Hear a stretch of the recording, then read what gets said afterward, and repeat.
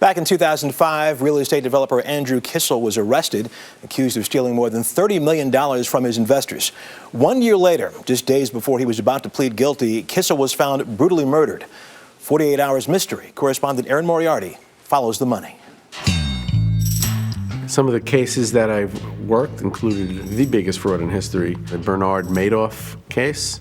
Retired FBI agent Steve Garfinkel also investigated the case of 46-year-old Andrew Kissel.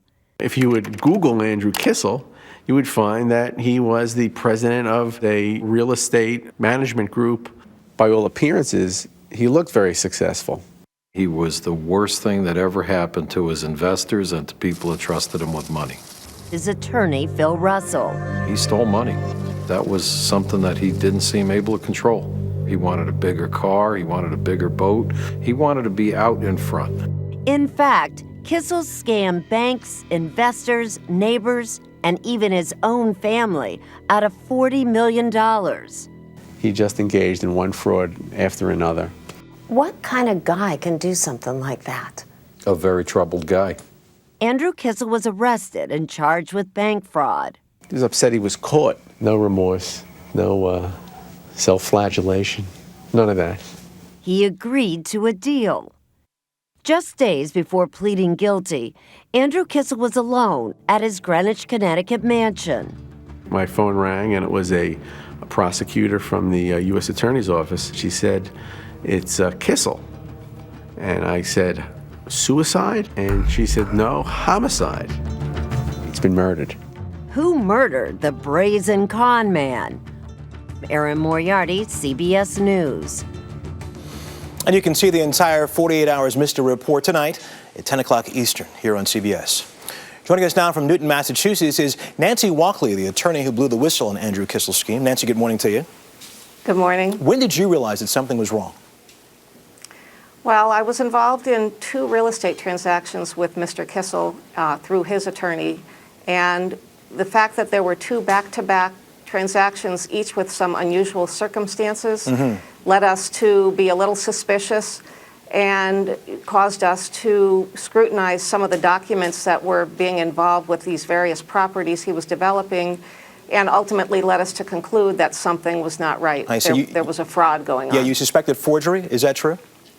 Well, it was forgery and fraudulent releases of mortgages, so that he was effectively on the land records freeing up his titles so that he could borrow more and more money against them, when in reality those were fake releases, and all of the banks involved still had live mortgages on the properties. And you had been involved in transactions involving Andrew Kissel before. When you saw what you thought was a discrepancy here, what was the first thing that went through your mind?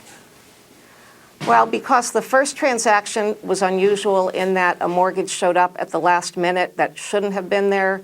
When the second transaction came up, and initially there was no mortgage on the record, then there was a mortgage.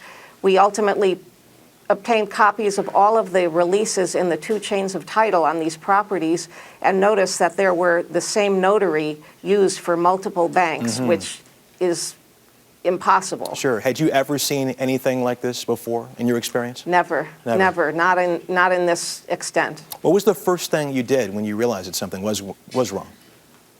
Well, I contacted his attorney and I said, there's a problem here. I had called one of the banks that supposedly had released the mortgage, and they said, oh, the mortgage is alive and well and the balance is $5 million and change. And I called his attorney and I said, we have a problem here. We cannot go ahead and fund this loan. It was going to be a new loan of $6 or $7 million. And he communicated then with Mr. Kissel, who ultimately said to him, well, just pay it off, and because there was going to be enough money from this closing. And I said, no, we're not going to pay it off. The closing is adjourned. Yeah, and again, this was when a lot of free money was going around. This money was flowing like water, correct? The banks just were handing it out. When you found out that he was murdered, what did you think? I was shocked. Again, I'm a real estate attorney. I don't get involved in that side of life, and it just seemed an interesting conclusion to what started out as a bank fraud. You did not know Andrew Kissel personally, Reverend. You had done some dealings with him. Is there anything you can tell us about him? Other than that, he was a known developer in the Greenwich, Connecticut area, and a developer that banks were looking to lend money to. And again, this is something you never experienced before, so you're looking at that transaction there. And this is a lot of money, obviously, but again, there was a time when a lot of money was just being thrown around. Did you hesitate at all about blowing the whistle on this? I didn't, because finding out that one loan was still alive when it appeared of record to be long ago released could have been the tip of the iceberg, as it turned out to be. There were multiple mortgages on these properties that appeared to be released, and they weren't. He was juggling them and paying them currently so he could keep getting more money. Okay. Nancy Walkley, we thank you so much for joining us this morning. You take care. My pleasure.